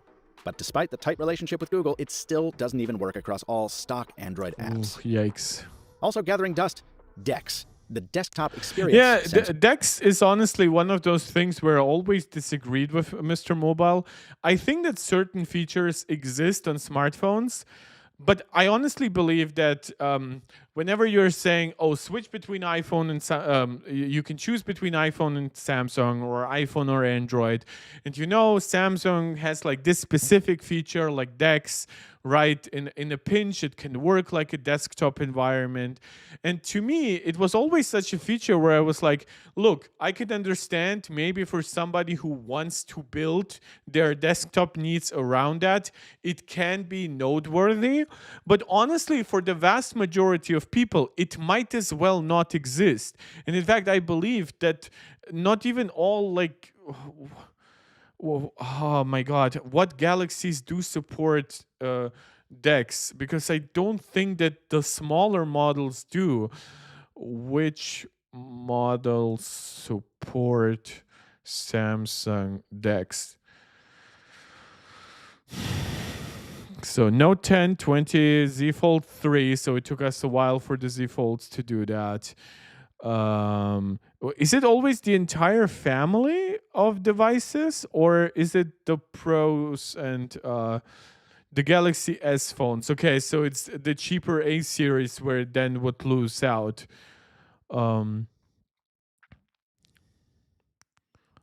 DeX compatibility. Galaxy S8, S9 series, S10, S20, S20. Okay, so they just didn't put the S25 in there yet. So that's interesting. Oh yeah, the Galaxy A series is like A95G. And obviously nothing below that. Okay, so it's a larger list than I thought. Oh wait, DeX cable or HDMI cable. Wireless DeX with a TV or monitor, but that should be pretty similar as a list. DeX on PC. Okay. So definitely not a DAT feature, definitely still supported. But yeah, it's just not getting updated. I haven't heard Samsung even like truly mention it for like the last 2 years or so. Samsung debuted in 2017 that turns your phone into a laptop. Or it would, if the company would just fix a handful of annoyances that have persisted since I last did a DeX deep dive in 2021. NextDock makes this laptop hardware, by the way, and was kind enough to send this review sample in time for me to use it in San Jose.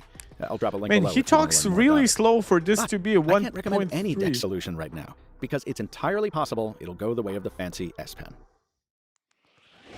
There is one clear hardware upgrade beyond the chipset, the boost in resolution on the ultra-wide camera to a full 50 megapixels. Now, I had stayed in downtown San Jose before, and I knew there was precious little to capture in this clean but... Okay, this is storytelling hour, and he'll tell about like how he went through that specific place where like kind of Silicon Valley is like in the center. I honestly, this is the kind of... I know I'm a streamer, I talk a lot, but that's the format. That's honestly wasted air time to me, sorry. Between the gentle babble of Coyote Creek, dead center of name. and true cinematographers like Mark Lansangan can make its new log profiles truly sing. But if you're shooting from the hip like me and most people, you'll still need to manually crank down the exposure for pretty much every clip. True. Samsung still seems to Oh, believe I that have bright those same equals shoes beautiful. too. Next, since I was already far enough south Nice compliment, as per usual, to the anti-glare coating on the screen. by a side quest, I paid an overdue visit to Santa Cruz. I became obsessed with this town by the lost love, but there's a lovely place to sit on the closest go by. Okay, so he gave camera examples. We're watching this in 1080p. Nothing will stand out too much. The basic statement on the camera is it's good, but it's not mind-blowing. It's not that much changed, and it's kind of starting to fall a little bit behind. I hope you believe me. The final camera feature I'll call out is the audio scrubber, now built right into the phone's video editor. The idea being that in an environment with a lot of background noise, you can remove that digitally instead of waiting for people to be done drilling or angle grinding or sanding. Or What's interesting though, whenever we are talking about multi-input devices, technically you could remove something almost on a hardware level. Like, yeah, that sound of drilling, it will come into all your microphones, and it will obviously take some digital, like, oh, this sound, right, get it away. But if, for example, one of your microphones was the closest to that sound, right, AI or just the algorithm, however you want to call it, right, it could in theory know that on a hardware level, this specific sound that you're being annoyed with, like, here is the specific microphone that captured the most out of it. So let's focus on what it captured and then remove the corresponding parts from the recordings of the other microphones. And that one microphone that was the closest, we just removed that shit completely, right? So while yes, we are talking software tricks, technically, obviously having more hardware, having better hardware helps. babies to stop crying or dogs to start barking, etc. Okay, I'll shut up for the last few samples, and then we'll bring it home. Yes. Yeah, so all very usable. You can see that it's pretty oversaturated overall, and as he did say, like, the exposure is pretty, like, brightness tuned. Like, it really likes to make everything bright, and therefore makes everything just a tiny bit, like, boring. But we have talked about it, for example, on the iPhone for stills photography, where the iPhone does that, but usually it then allows you to edit it afterwards very easily or right there. With video, the iPhone does not do that, and I think it by default just gives you better, like, more interesting results. And I think that tendency to make everything just a little bit brighter, just everything a little bit too sharp, is also why portrait photos, to me, have looked this year undeniably more pleasing on the iPhone than on the Galaxy, even though this is a point where I obviously clash with Mrwhosetheboss, who gave the portrait point, I believe, to Samsung. Yeah, you can see the image here is pretty soft. Now, I cannot tell you how bright the environment was, whether or not the iPhone would have struggled more or the same or way less here. These images are not zoomed in enough for me to call out detail, but I can say that the contrast is actually pretty okay. So yeah, it's definitely not a bad camera. And here it definitely, like, took some blue ambient light and just improperly adjusted the white balance for absolutely everything. With that plane shot, it's hard for me to tell. I don't see too much detail in it. Depending on how low the plane was flying and how fast still, that makes it either more or less impressive that it captured it basically like a stills image. So yeah, this is nuance where I would actually like to see more commentary from him and not about the city, that little town he was in.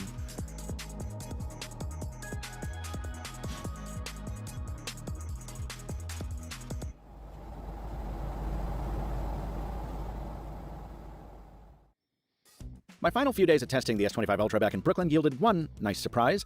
Charging speed has gotten a significant boost. Chucking it stone dead on the 45-watt charger at Coffee Check, I got to 72% in a half hour, and full right at 60 minutes. So it's 45 watts, still the same rating as for the S24 Ultra. Maybe the environment was cool enough for the charging speed to be faster. Maybe it's the larger vapor chamber that helps. Maybe he just got lucky or unlucky with his S24 Ultra, but technically at least the rating for the charging speed is the same. And also I find it funny that when it comes to devices that people actually like rely on, we've seen like people wear Apple Watches in reviews of Samsung products. Now we see the MacBook next to this. Now he does use a lot of folding devices, but that's a very MrMobile thing. I don't think that will happen to a lot of other people who own MacBooks. Battery consumption is on par too. Even with the power-intensive always-on display I insist on keeping toggled, this is an all-day phone, and then some. Yeah.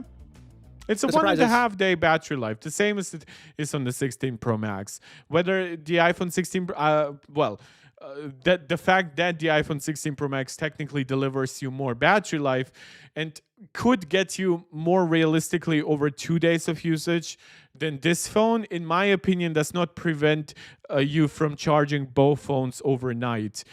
That will be the best experience for you. Maybe you set the battery limit at 80% rather than what I would recommend at like 90, because 80% is better for the battery, but 90% will probably be a bit better if you happen to have maybe a more intensive tech day than you planned on. But yeah, I don't think that you will go too wrong with either phone in terms of battery. I just don't like the idea that when people are like, oh my God, it got like close to the iPhone in one test, so, or it beat it. It's like, nah. There's a reason why Mrwhosetheboss even was like, yeah, it has 9 hours of screen on time, which again is interesting because that varies a lot between how you use it. So I'm grateful that like the battery comparisons, people still make them, TechDroider, Mrwhosetheboss, but I'm glad that we're talking a little bit more about the experience rather than like a benchmark. Stop there. It's a solid phone and an easy recommend to anyone carrying something older than, say, an S22 Ultra or an iPhone 14 Pro Max. The bummer of it all comes from the knowledge that Samsung has the hardware skill to deliver far more than this. I think you should probably stick with your 14 Pro Max for at least until the 17 Pro. Like, now you could have gotten the 15 or 16 Pro Max, but I don't think that switching ecosystems, I don't think this phone makes it worth it. I mean, look at it. It doesn't even color coordinate. It's black back with the titanium frame.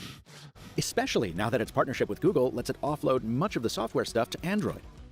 Instead, Rosa, it's I'm happy to give you all the info you can get. Any kind of design ambition, both of which, I'm sorry to say, seem to stem from an attempt to emulate Apple.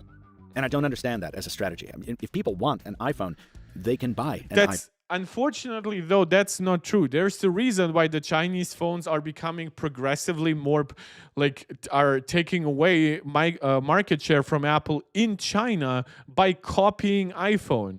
Yes, you can argue they might still be better value money-wise, and in China, maybe like Apple's App Store advantage doesn't matter that much, where a lot of stuff happens through WeChat anyway. But like, there is a reason why like ColorOS basically looks like a one-to-one copy of iOS 18. Like, yes, I know some people will really dislike the blatant copying, but some will even appreciate it, and that's bad. It's not like the Ultra is I any don't cheaper agree here in with the it, States. but I don't think the companies are just doing it entirely to be lazy. As always, you can take advantage of trade-in offers and other promos, since Samsung is no stranger to discounts. Yeah, you can get like double storage early on. Sometimes you get like Galaxy Buds, though I haven't seen that this year that much. Maybe the Galaxy Buds are too good. Maybe they're actually selling well without help this time. But here's another reason I think Samsung shouldn't have taken its foot off the gas this year. The competition is fierce.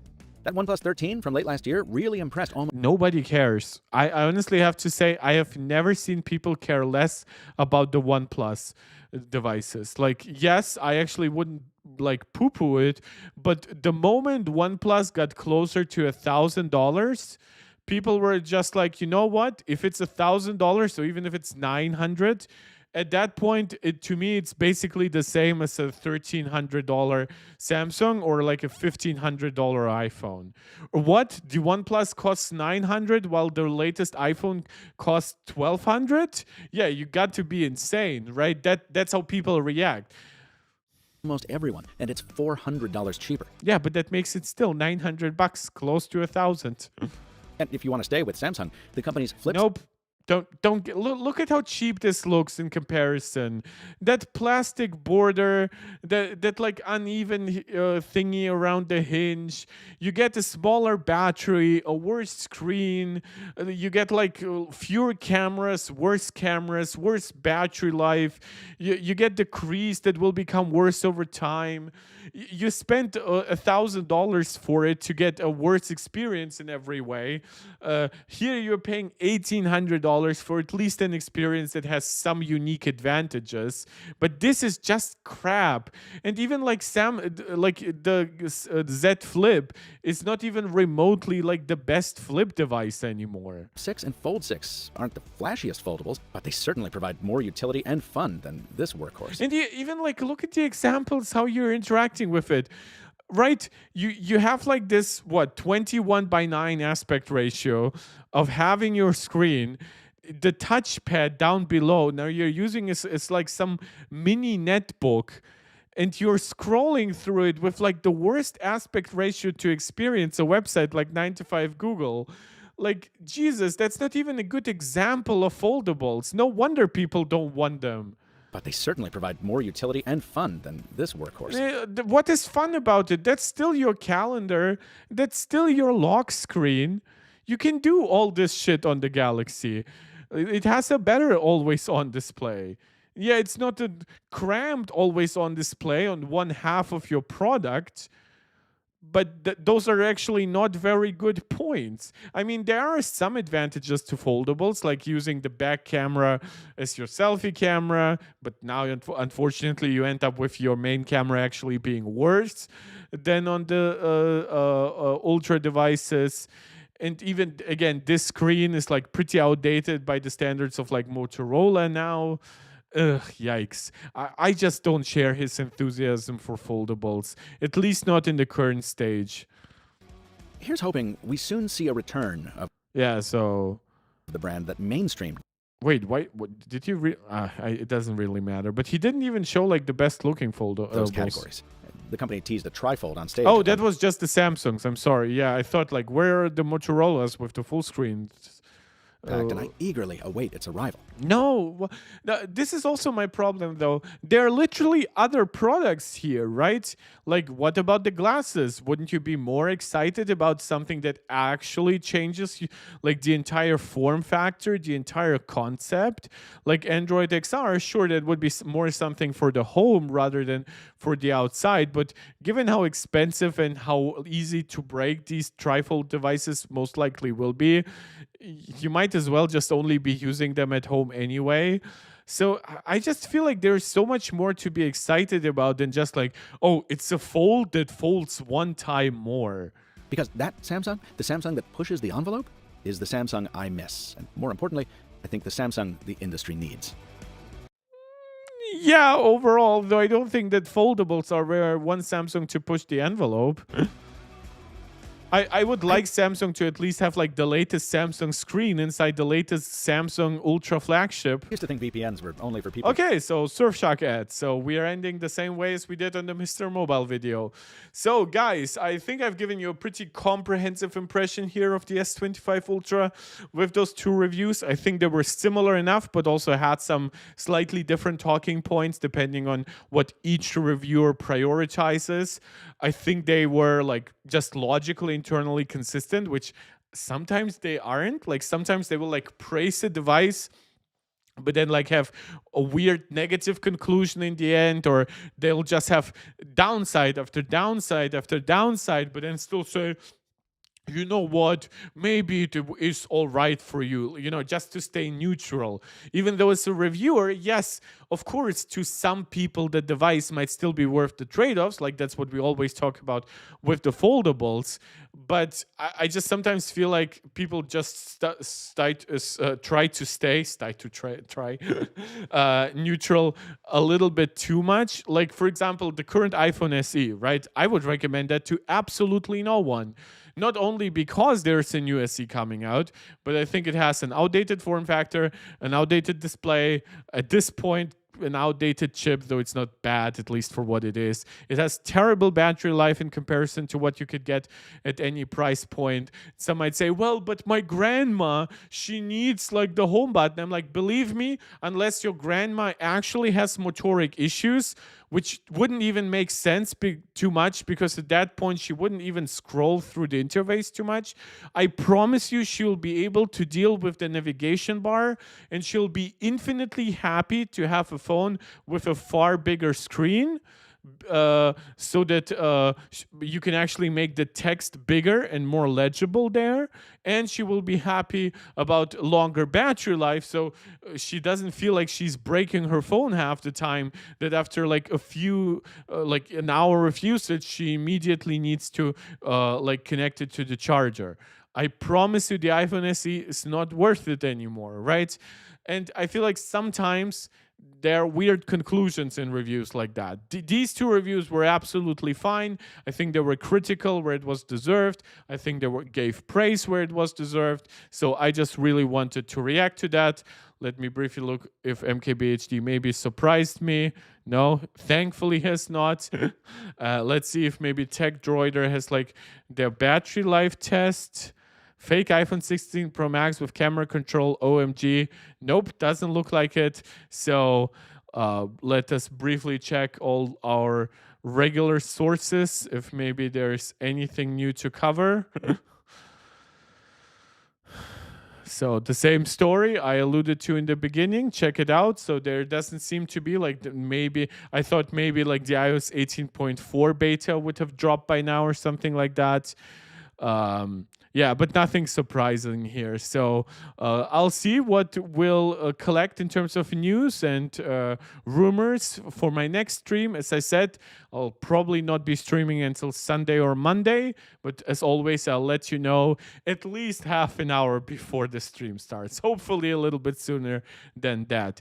Thank you guys so much for joining. Thank you that much for making the streams more lively recently. I know December, January, even with new products, are not that great for YouTube tech media, unless you're like Mrwhosetheboss or MKBHD, who always get decent views. So I appreciate all support you can give me. Shout out to do the YouTube jazz one last time: subscribing, liking, sharing, commenting, super chatting, super stickering, becoming channel member, becoming a Patreon supporter. However you choose to support me over here, it's very much appreciated. As always, let me know what you would like to see me cover next. This is Mark Tech, tuning out.